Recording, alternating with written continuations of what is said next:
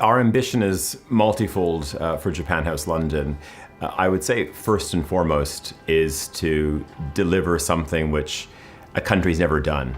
I think a lot of the excitement about Japan House is how this is really a shift in public diplomacy.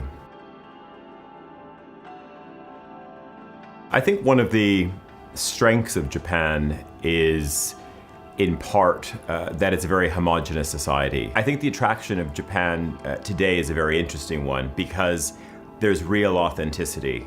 Japan has been closed for a very long time, and this is part of the benefit.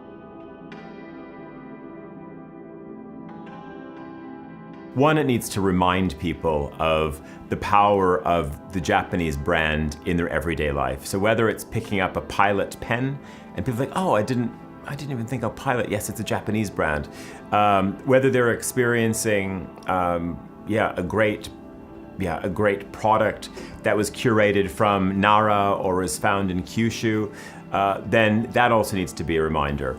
I think the second thing is education, and that has to be a sense of taking people to the next level. So you might understand Japanese food and brands up to a point, but maybe the next level is, okay, I understand sake, but I didn't know that there was great wines from Yamanashi.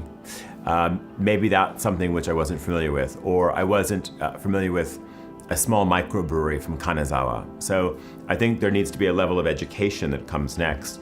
I think the third thing that it needs to do is it also has to challenge Japan itself.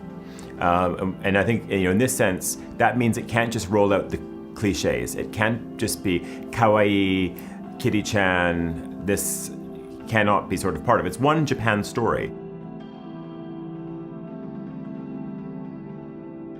So the quality of Japanese food that you have in London is far more superior to what you would have seen as recently as 10 years ago.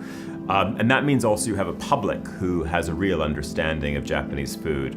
People know that it goes beyond sushi. People understand their udon from their ramen, and it starts to move and progress in this way. So I think Japan House really needs to push it further and introduce, I think, elements and components which people probably have not experienced or they're not familiar with. So if I think of an example, Yoshiko cuisine, I think, would be very interesting. I would like to see that you can actually have a good Neapolitan pasta when you go there. I think that you should be able to have a great, so people understand what a katsando is, and that there should be, the best beer on offer, but at the right temperature, properly cold.